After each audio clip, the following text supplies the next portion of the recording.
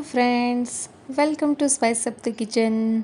आज हम बनाने वाले हैं गर्मियों की स्पेशल ड्रिंक आम रस। दोस्तों, आम रस का नाम लेते ही सबके मुंह में पानी आ जाता है और आम के लिए मैं तो पूरा साल इंतज़ार करती हूँ। शायद ही कोई ऐसा होगा जिसे आम रस पसंद ना हो, और ये आम रस तो गर्मियों में मेरे घर में रोज़ ही बनता है। और ये इतना सिंपल तरीके से बनता है कि रोज़ बनाने का मन भी करता है और टेस्टी भी इतना लगता है कि रोज़ खाने का मन भी करता है। और आम रस के साथ फूली फूली पूड़ियाँ मिल जाए तो क्या ही बात है। तो मैं भी आज एकदम सिंपल और डिलीशियस आम रस और पूड़ियों की रेसिपी लेकर के आ गई हूँ। तो चलिए फटाफट से इसे बनाना शुरू करते हैं। आम रस बनाने के लिए मैंने यहाँ पे 9 केसर आम ले लिए हैं, जिसका वज़न अंदाजे से 2 से 2.5 किलो है। केसर आम की जगह आप अल्फांसो या कोई भी एकदम पके हुए या मीठे आम इस्तेमाल कर सकते हैं। ये घर के पके हुए आम हैं, इसलिए बाहर से थोड़े हरे लग रहे हैं लेकिन अंदर एकदम मीठे और पके हुए हैं। सबसे पहले हमें आम को पानी से धो के साफ कर लेना है और इसके बाद हमें आम का छिलका निकाल लेना है। तो ये देखिए दोस्तों, बाहर से एकदम कच्चा लग रहा है, हरा हरा, लेकिन अंदर एकदम पका हुआ और बढ़िया ऑरेंज कलर का है। दोस्तों, ये जो केसर आम है वो हमारे यहाँ पे बहुत खाया जाता है और काफ़ी इसे पसंद भी करते हैं। ये आम है वो टेस्ट में बाकी सारे आमों को पीछे छोड़ देता है। तो ये देखिए, हमने इस आम का छिलका निकाल दिया है और ये कितना बढ़िया और एकदम अच्छा पका हुआ आम है। तो बस बिल्कुल इसी तरीके से हम बाकी सारे आम के भी छिलके निकाल देंगे। तो अभी हमने यहाँ पे सारे आम के छिलके निकाल दिए हैं। अभी हम एक बड़ा पतीला लेंगे और आम के पल्प को गुठलियों से अलग निकाल लेंगे। यहाँ पे आप चाकू की मदद से इस तरह स्क्वायर में या मेरी तरह रफली भी चॉप कर सकते हैं। तो बस बिल्कुल इसी तरीके से हम पल्प को और गुठलियों को अलग निकाल देंगे। यहाँ पे हमने सारे आम का पल्प निकाल दिया है और गुठलियों को भी हमें फेंकना नहीं है। इसकी भी बहुत ही बढ़िया रेसिपी बनाने वाले हैं, तो उसका भी वीडियो जल्द आएगा। तो आपकी अपनी चैनल पे बने रहें और ये रेसिपी पसंद आए तो लाइक करें और ज़्यादा से ज़्यादा शेयर करें। पल्प को हम ब्लेंडर की मदद से थोड़ा थोड़ा पानी डाल के जूस बना लेंगे। यहाँ पे आप चाहे तो मिक्सी में भी पीस सकते हैं, लेकिन मिक्सी में अलग अलग बैच में बनाना थोड़ा टाइम टेकिंग प्रोसेस हो जाता है, तो इसीलिए ब्लेंडर में एक साथ और फटाफट से आम रस बना लेंगे। ये देखिए कितना जल्दी हमारा आम रस बन के तैयार हो गया है, लेकिन इसमें हमने थोड़ा ही पानी डाला था तो ये अभी गाढ़ा है। तो इसको हम एक बार टेस्ट कर लेंगे ताकि इसमें मिठास ऐड करना चाहें तो कर सके। तो यहाँ पे मैंने गुड़ ले लिया है, आप चाहे तो चीनी का भी इस्तेमाल कर सकते हैं। तो अभी मैं यहाँ पे 3 चम्मच गुड़ को ऐड कर रही हूँ। आप अपने आम के मीठेपन को ध्यान में रख के गुड़ की क्वांटिटी को कम ज़्यादा कर सकते हैं। अभी हम वापस से थोड़ा पानी डाल के ब्लेंड कर लेंगे। पानी की क्वांटिटी हमें आम रस कितना गाढ़ा या पतला चाहिए उसी हिसाब से कम ज़्यादा कर सकते हैं। एकदम टेस्टी और मेरा फेवरेट आम रस तो बन गया है। इसमें हमने ना ही कोई फूड कलर ऐड किया है, ना ही दूध, ना कोई क्रीम।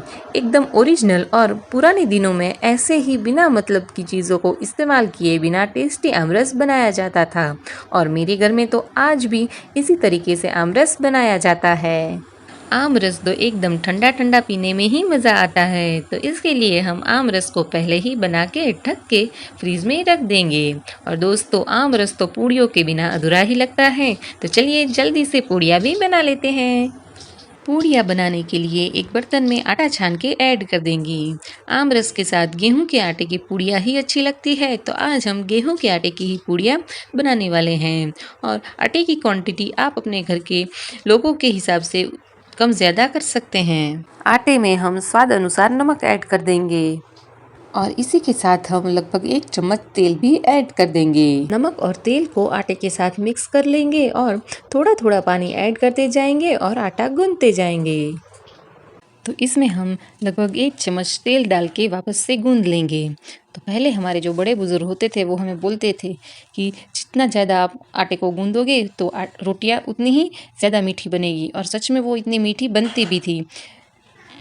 और अभी हम कितनी सारी चीज़ें डाल के भी बनाए तो भी वो स्वाद नहीं आता जो पहले नानी और दादी के हाथ के खाने से आता था। तो यहाँ पे हमने आटे को थोड़ी देर गूंदने के बाद ढककर 10 मिनट के लिए रख देंगे। 10 मिनट के बाद हमारा पूड़िया बनाने वाला आटा सेट हो गया है, तो इसे हम वापस से 1 से 2 मिनट और गूंद लेंगे। अगर आप चाहें तो छोटी-छोटी लोई लेके पूड़ी बेल लें, या फिर जब ज़्यादा पूड़ियाँ बनानी हो तो मैं जिस तरीके से पूड़ियाँ बेलती हूँ वैसे रोटी बनाने के लिए लोई ले उससे भी थोड़ी बड़ी लोई लेके पूड़ियाँ बेल लें। तो आज भी मैं इसी तरीके से बड़ी वाली लोई लेके ही पूड़ियाँ बनाने वाली हूँ। अभी हमने जो बड़ी लोई बनाई है वो लेके ऊपर थोड़ा सूखे आटे में लपेट लेंगे और फिर रोटी से भी बड़ी रोटी बेल लेंगे। और यहाँ पे जो रोटी बनेगी उसकी थिकनेस रोटी से थोड़ी ज़्यादा थिक होगी, ना बहुत ज़्यादा मोटी मोटी ना बहुत पतली पतली। और यहाँ पे जो रोटी बनाएंगे वो थोड़ी बहुत टेढ़ी मेढ़ी बनेगी तो भी कोई प्रॉब्लम नहीं, क्योंकि उसे भी फिक्स कर ले ऐसी तरकीब आज मैं लेकर आई हूँ। तो यहाँ पे हमारी बड़ी सी रोटी बन गई है, तो अभी हमें या तो एक कोई कटोरी ले लेंगे या फिर कोई एक ग्लास ले लेंगे, या अगर कोई भी ढक्कन है तो वो भी इस्तेमाल कर सकते हैं। और इसी से रोटी के ऊपर थोड़ा थोड़ा प्रेशर दे के गोल गोल करके इस तरीके से काट लेंगे। और जो बचा हुआ जो आटा है उसको भी हमें दूसरी पूरियाँ बनाने में इस्तेमाल कर लेना है। तो देखिए बिल्कुल इसी तरीके से हम निकालते जाएंगे तो हमारी पूरियाँ बड़ी आसानी से वो आटे से अलग हो जाएगी। और देखिए कितनी एकदम बढ़िया और परफेक्ट शेप सभी पूरियाँ हमारी एक तरीके की लग रही है। अभी हमने एक कढ़ाई में तेल गर्म होने रख दिया था और तेल अच्छा खासा गर्म होना चाहिए, तो इसके लिए हम तेल में थोड़ा सा गूंदा हुआ आटा डाल के चेक कर लेंगे। अगर ये तुरंत ऊपर आ जाएगा तो इसका मतलब है कि पूड़ियाँ बनाने के लिए हमारा तेल एकदम परफेक्ट गर्म हो गया है। तो बस अभी हम एक एक करके रोटी को तेल में डालते जाएंगे और इसे उलट पुलट के हल्का गोल्डन हो जाने तक फ्राई कर लेंगे। ये देखिए कितनी फूली फूली और परफेक्ट पूड़ियाँ बनी हैं। तो आइए इसे सर्व कर देते हैं। प्लेट में थोड़ी सी पूड़ियाँ रख देते हैं और कटोरी में मस्त ठंडा ठंडा आम रस डाल देते हैं। तो मेरा फेवरेट आम रस और पूड़ियाँ तैयार है। और आम रस की इस रेसिपी को आप बनाएंगे तो हर बार इसी तरीके से बनाएंगे। तो आप भी इस रेसिपी को ट्राई करें और रेसिपी अच्छी लगे तो लाइक करें, शेयर करें और कमेंट करना ना भूलें। और अगर आप मेरे चैनल पर नए हैं तो सब्सक्राइब करना ना भूलें। मिलते हैं एक नई रेसिपी के साथ, तब तक के लिए बाय बाय। अगर आपने मेरी दूसरी रेसिपीज़ नहीं देखी है तो मेरे चैनल पे जाके ये सभी रेसिपीज़ को देख सकते हैं। और ये सभी रेसिपीज़ को मैंने आसान और बहुत ही कम इंग्रेडिएंट्स के साथ डिलीशियस तरीके से बनाया है।